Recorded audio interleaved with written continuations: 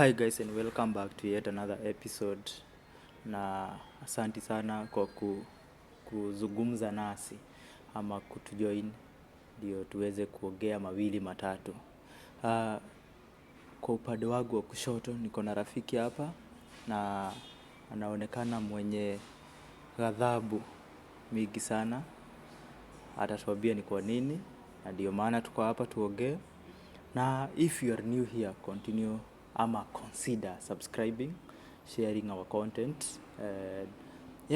so that we can grow together. So karibu sana. Asante. Uko fiti wakili? Kabisa. Unaonekana pia uko na furaha, though uko na makasiriko kidogo hapa na pale. Tuwezi kasirika sana lakini there are things that zinafaa kuongelewa na watu wajue vile uongozi inafaa kuwa. Asante sana. So recently tumeona kiongozi wa hapa Kenya, which is President William Samoei Ruto. Anapiga ziara yake hapa Mount Kenya region. Sijui kama uliweza kufuata msafara wake ama umekuwa kwa mkutano yote. Alikuwa na mikutano pale Sagana. Sijui kama umeweza kufika. Okay, I managed on Saturday. I was with him. Niliweza kutembea na yeye the whole of Saturday. Na I want to thank the people of Mount Kenya region because watu walijitokeza wakamkaribisha Mheshimiwa Rais na kwa furaha na shangwe. They welcomed him as a leader.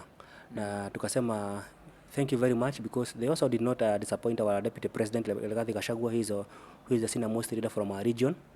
Na I think the people of Mount Kenya region, they spoke. The person who listened to their response, whenever the president posed a question to them, they clearly spoke on how they want this country to be governed. How do you think this tour is political or it is development instigated? One, it is if you look at it, it is both for the sake of development and also politically. Because I've seen people argue amekuja kufungua miradi zilikuwa zimefunguliwa na Uhuru Kenyatta, zilikuwa za, and I think President Ruto, from how he spoke, he clearly understand what it means to be in government. He clearly understand what it means to be a president. Because he clearly said, hakuna barabara ya Uhuru, hakuna barabara ya Ruto, hakuna barabara ya Mwai Kibaki. Right? Hizo barabara tunajenga, hakuna Uhuru hakutoa pesa yake kwa mfuko akajenga barabara. Ni pesa tulilipa tax, barabara ni za wake. So those people who wanasema ati alikuwa anakuja kufungua barabara, they should shut up. They don't understand that the government does not have money. The government does not do business. It is our taxes that build roads, right? And that's why we have a right to demand for good services from the government. As long as we are paying taxes, you have right as a Kenyan to ask for services from any government, either be it county government or the national government, because you pay taxes so that you can be served. Right? In the last regime and during campaign periods, we had some of the Mount Kenya leaders saying that hatukuli barabara. But this time round, kwa sababu zaidi wako na serikali, wanaenda wanafungua barabara na wanajaribu kuelezea the benefits of kukuwa na hizo barabara. Huoni kama mwanasiasa ni mnyama ambaye anabadilisha gozi kila wakati? Ile kitu naweza sema, ukiangalia wakati walikuwa wanapiga kelele, ni kwa sababu zile barabara zilikuwa zinajengwa na maybe the last regime, ni ya kwamba there was a lot of interference politically. Unajenga barabara juu unataka kubenefit from it as a politician. Unataka kupewa tenda, unataka kuleta material. Hiyo barabara unajenga inaelekea kwa shamba yako. We have a case of the SGR ilishia kwa shamba ya mtu. Right? How effective is that SGR today if you may ask? SGR inaweza kulipa ile pesa ilikuwa inafaa kujilipa yenyewe. Sasa inaweza kujilipa? Haiwezi. Kwa sababu gani? Sababu ule mtu alikuwa na push ijengwe. Idea yake ama haja yake kubwa haikuwa reli ijengwe. Ilikuwa apate nafasi ya kupewa contract afanye na apate biashara, afanye biashara na serikali. So I think we all know the importance of the road. It is the hard part of the economy. We call it the foundation. if whenever you have a good infrastructure, then you only remain in the software, yes, and software, if you're able to lay a good foundation, then the software is easy to install. So naweza sema hivi, si ati wanasiasa wako na ngozi tofauti. They were complaining because walikuwa najua kulikuwa na a lot of interference politically. Ni biashara ilikuwa inapigwa na miradi ya serikali. Yes. During the campaign periods, we saw many of the Kenya Kwanza leaders going around having economic forums, telling people we will do this and this, and correcting some reports on matters to do with agriculture, roads, in every sector. So far, 1 year down the line, do you think can Mount Kenya region have confidence with this regime? People thought that they were tired because of the finance bill and everything. People thought that Mount Kenya will rebel against the president and the current regime. They have been surprised. Mount Kenya love William Ruto. They love the Gachagua. They love this regime. They know it's a government. They have the highest. They are the highest stakeholders in this government. They can be, and you think, and I will echo what the president said, that Mount Kenya people have surprised the world, that for the second time they were able to shape the political direction of this nation. We overlooked tribalism, right? We overlooked Mudhamaki, and we voted the UDA, regardless of Uhuru trying to push for another narrative, and also him seen being as the kingpin, but we defied him and we chose a different direction, right? So Mount Kenya people, their say is so important when it comes to the shaping the political future of the nation. Therefore, I think they are still feeling they are part of this government. It is their government, and by what you have seen, the reception of the president in the region and also his government, I think they are confident that the steps and the intervention be taken by this regime, it is for their benefit, and at the end of it all, this government will serve them well. The last time we were with you, you told my viewers here that there are some leaders who have been calling Mount Kenya leaders togege, and you want them because according to you, or according to your own opinion, these leaders have been doing well. But I'm thinking of the parliament, whereby we have some legislatures coming from Mount Kenya regions who have never even spoke any words. They are just there warming their seats, waiting to get some I don't know, some headman's benefit allowances or whatever salary. Do you think Mount Kenya region compared to other regions are doing well in terms of in all levels of government, judiciary, legislature, and executive? I think one of the areas that we feel most is when it comes to elections, especially for the member of parliament and also the MCs. But generally, any leader that you are electing, you need to be careful, and I've seen it, and I'll continue to tell the people from this region, please be careful. That vote that you cast means a lot to your life. That vote means a lot to your life. Let me tell you, if William Ruto will be able to fix this nation correctly, because from where I sit and from the steps he has taken, tunasemanga siku njema huonekana asubuhi. If you look at the steps and the intervention that the president have taken, I can guarantee you at the end of it all, in the next 5 years, Kenya will be a country that you look at it, it will be more glorious than it have never been. And do you remember there's a time I told you that Ruto may do better than what Moi Kibaki did? Do you remember I'm telling you that? I believe the energy this president have and the seriousness and commitment he have to fix this nation, he will get it. Look at now that he have able to stabilize the economy after 1 year, right? Therefore, I want to tell the people of Mount Kenya region, please, when it comes to electing leaders, please look at the capacity of a person to register it, the ability to lobby, their ability and willingness to serve.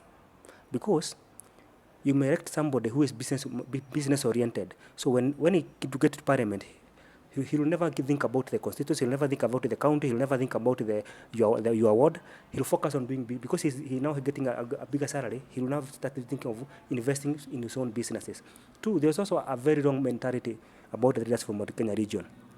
When we elect them, they normally say that ni ngumu sana to be re-elected. So what they do, they take all the money they get in their first term, they start doing business.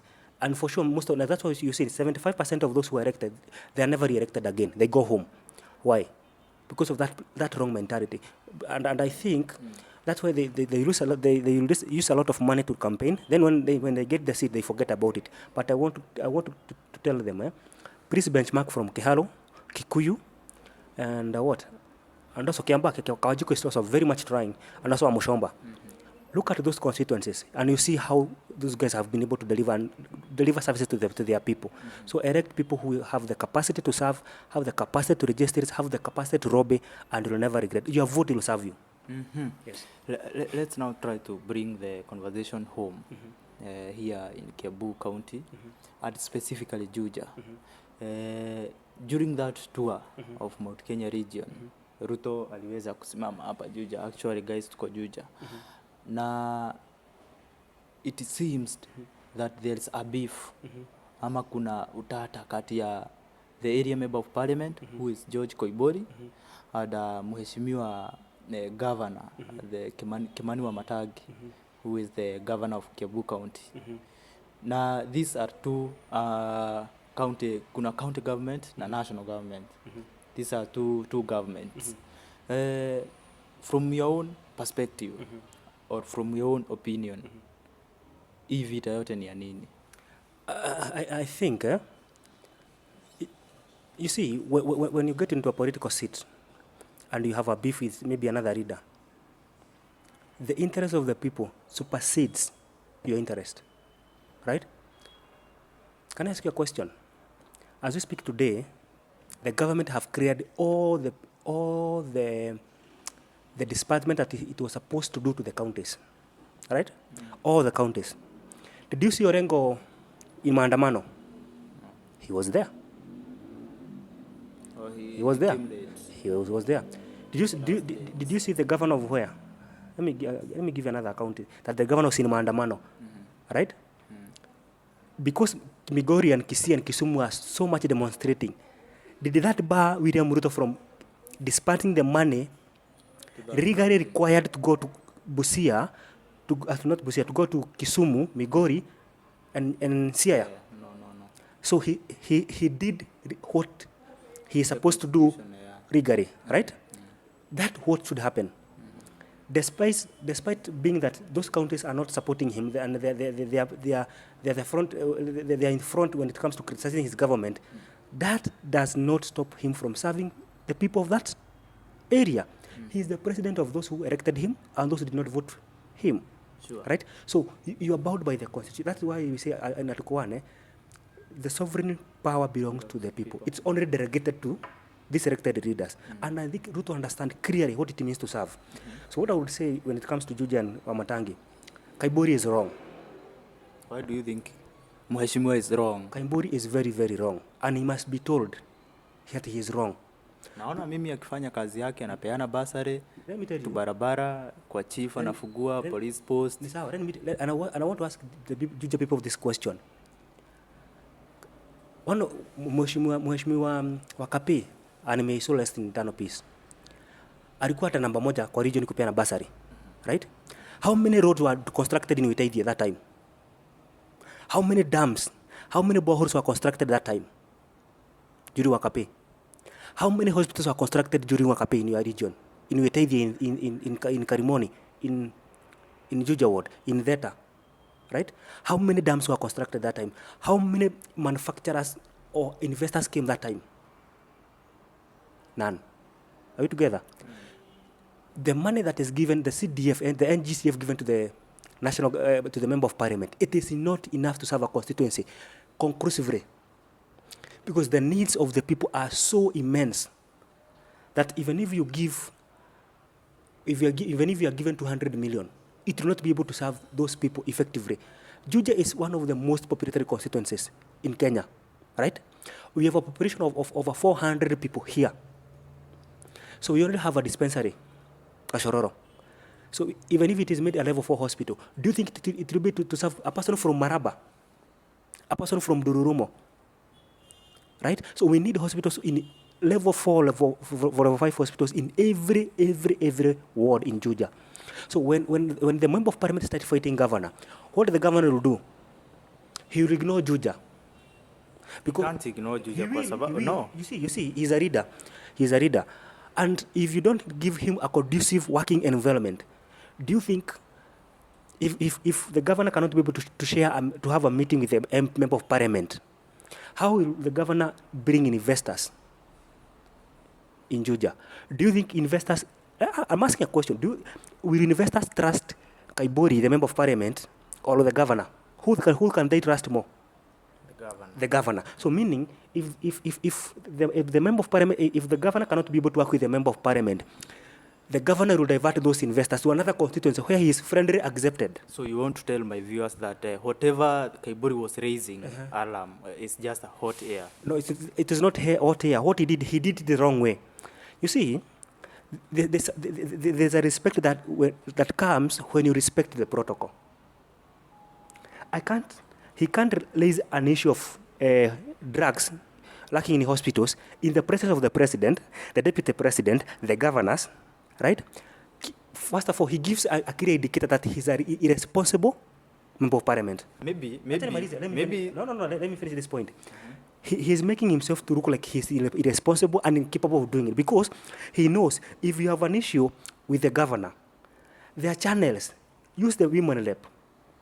Kama kinashirikana women rep, use the senator.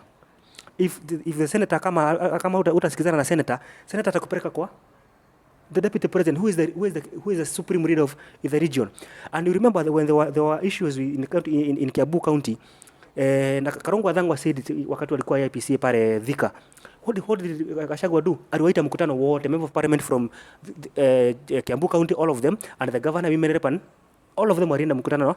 That's the procedure. But when you raised an issue of drugs and everything, wakati president ako hapo, ulikuwa unafaa kuwa the most important project. That when you get an opportunity to sit with the president, don't waste time. Usikure maneno, mwambie ile the most important project that you want to be done in that region, in your constituency. You know, Mheshimiwa George Koimburi represent his people of Juja constituency, including you. Yes. And investors like me.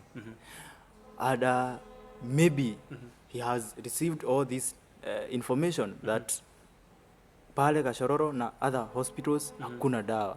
Na that's why he was raising the point. Na maybe aliona ikuwa channel mzuri ya kufikia mpaka president mwenyewe ajue hakuna dawa pale na watu wanaumia. Ukitaka kujua the issue you are raising is important,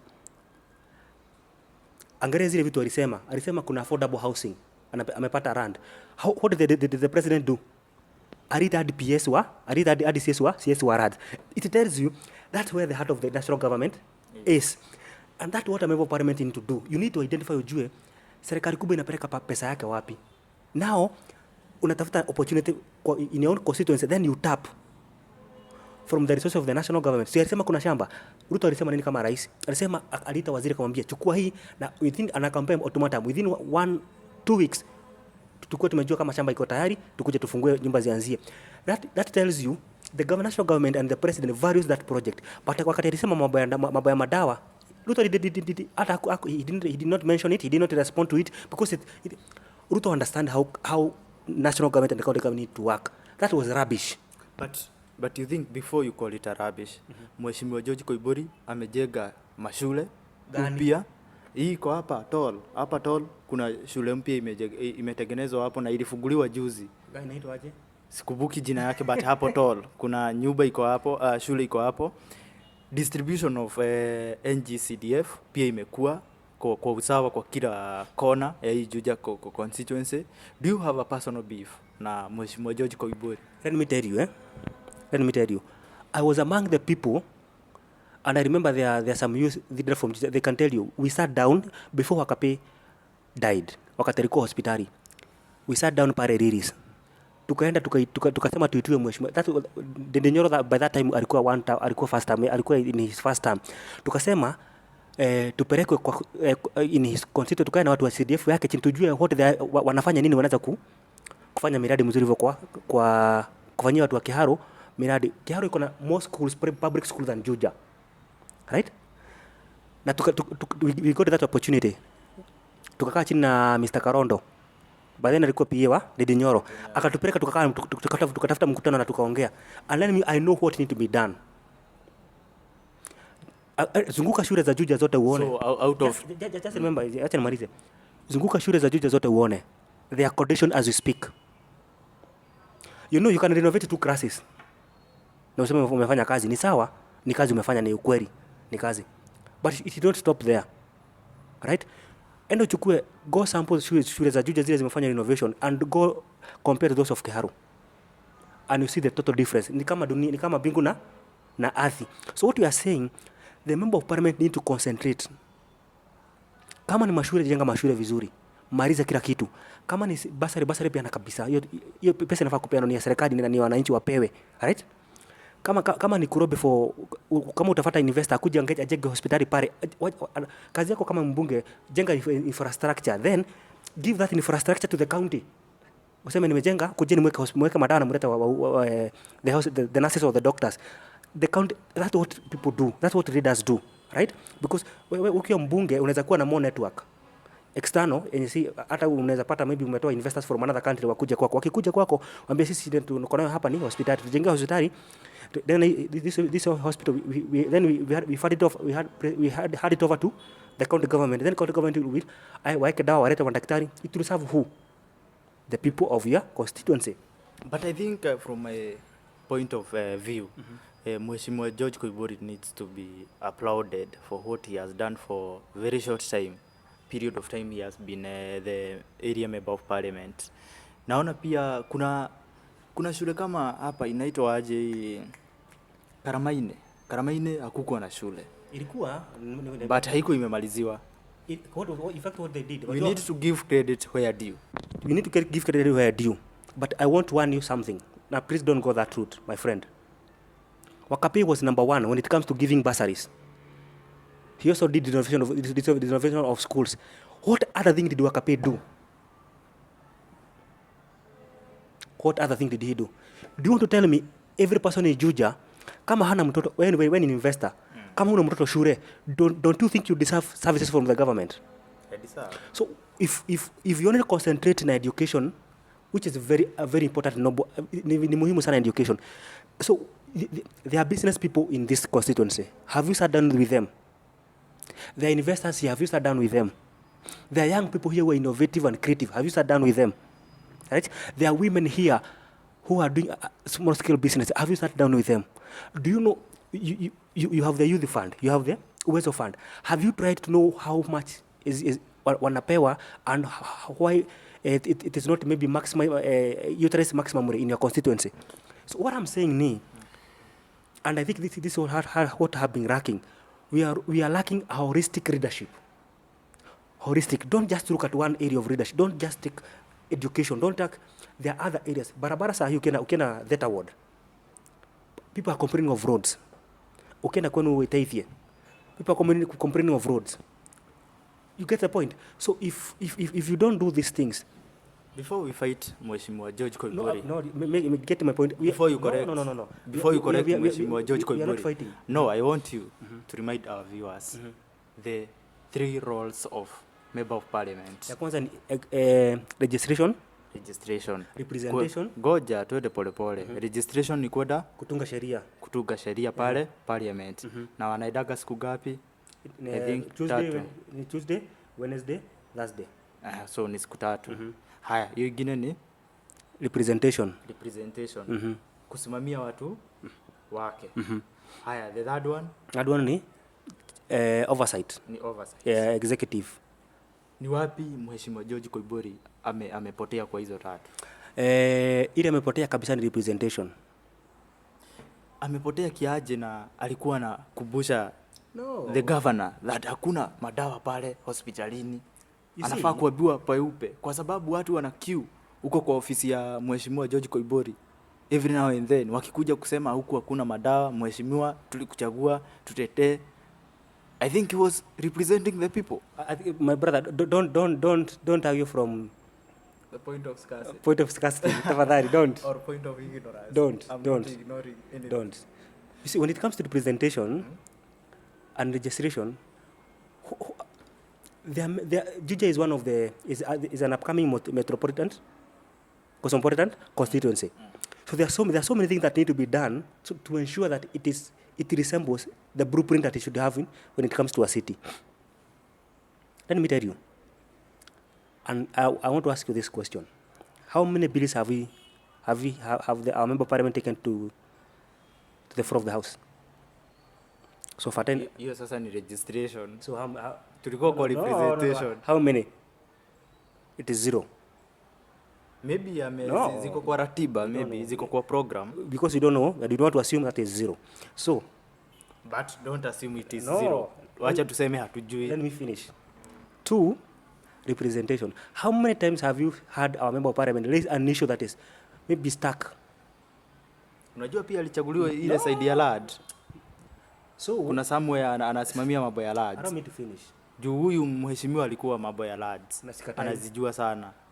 So kwa Mount Kenya region, so pia ako huko kwa mashamba. But you see, when it comes to represent, do you have so many issues when it comes to insecurity? Have you seen him raise maybe or make a presentation of a proposal in parliament? Hapo kwa security tulia hivyo. Kitabo pale kunaitwa aje, the other side of Wetaithie kunaitwa Tora hakukuwa na assistant chief. Sai we have a new assistant chief na ofisi yake inajengwa hapo courtesy of Mheshimiwa George Koimburi. You get my point what I'm saying, eh? Na hapo ndipo we are getting tunapotana kidogo. Hiyo ni kazi yake. Pia kuna street rights ameweka mingi sana. Allow me to finish. It is not a privilege to get a police station. And I wish Kenyans would understand it is not a privilege. Then anafanya kazi yake. Mimi shida yangu na wewe ni anafanya kazi yake. Shida yangu na yako. Shida ni wewe whatever have been done for the last 10 years to 15 years, you are for the same. Wewe unataka ifanye the same. And I'm telling you, there is more than you have already experienced. There's more than and I think you need to approach things from Ruto's perspective. As a young person, please embrace the mindset of the president. He knows we Kenyans are used to something that is cyclic. Wakape did security, right? He did education. He did what else? It is the same thing Koimburi is doing. And I'm telling you, look at the 10 years Wakape was in office. What more was done? Tutoke kwa Mheshimiwa Koimburi. Turuke sasa kwa governor. No, just a minute. Do you think, can you compare Juja, Thika, for the last 10 years? Are they the same? Unajua pale Thika kumepewa pesa ya nini? Ya kuifanya ikuwe smart city. By who? By Wamatangi. That is it. Na pia amefanya Juja municipality. That process started before Wamatangi akuwe governor. But nani amekuja kuimplement ni Wamatangi. The first thing alikuja kufanya. And now you are fighting him. So Mheshimiwa Koimburi is fighting Wamatangi. So tueleze. So what happened on that actual date wakati Ruto alikuwa hapa? In summary, because of time, because of time, I want to say this, they need to calm down and let readers understand their role. Kila mtu elewe kazi yake, nafanya kazi yake. The governor have a very big budget. If you take the taxes that are collected from Juja, right? If you're able to get services proportionate to the taxes that we pay, Juja will not be the same as it is today. And that's why I'm telling you, we need a holistic leadership. If we get services that are commensurate to the taxes that we pay, Juja will not be the same. So do you propose one man, one vote, one shilling? It's not about one man, one vote, one shilling. It's about In terms of county. Create, as a member of parliament, create a good atmosphere with the other leaders, with the MCAs, with the governor, with the women rep, with the senator. And the one who will benefit is who? Your people. And when your people benefit, it will be easier for you to convince them to elect you back. But huoni kama ni mapema sana. Just gani? 1 year. Let me tell you. You only have another 2 remaining years to work. From then, it's just 2027. So if you will not be able to get services in the next 3 years, 2 years, 1 year is now gone. We have another 2 years. If you will not be able to get services in the next 2 years, forget about it. But do you feel like pia ofisi ya Mheshimiwa George Koimburi inamfail? Of course, yes. Of course, yes. But they are trying their best. Labda Koimburi asikizi ama? Sijui. Yes, me, I don't work there, so I don't know whether you see the energy of the president. Mm-hmm. You see why watu wanasema anakonda kila kitu. Do you know why that the president is under a lot of pressure? Because many people don't believe that he'll be able to implement what he promised. And I can tell you, he'll prove them wrong. This man have broken records in his entire life, and I'm guaranteed, as a young reader, he'll break this record. So, give us your final thoughts. He'll do more than people expect. So, let's wind up this conversation. Tupe ushauri yako kwa patia Mheshimiwa George Koimburi with his team, ushauri yako. Then, pia ushauri yako kwa governor pia. Tunataka kuona mwananchi amefurahia. Sisi we don't care who will help the people, but any elected leader akona role ya kusaidia wananchi. So talk to Mheshimiwa George Koimburi's office na hiyo the entire crew na pia side ile ya county government. Okay, thank you very much, and I'll be short because we have talked and talked and talked. I just want to say this to Mheshimiwa George Koimburi, a member of parliament. We love you so much, but kindly create a good working atmosphere with other leaders, with the governor, the MCAs, the women rep, the senator.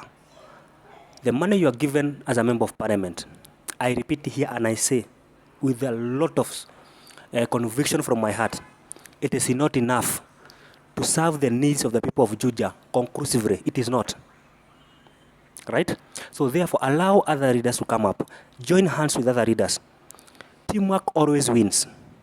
Work with the MCAs, work with the governor, work with the women rep, work with the senator. And the people who will benefit are your people who voted for you. And when those people benefit, the credit will go back to you. So I want to urge you, please, swallow your pride.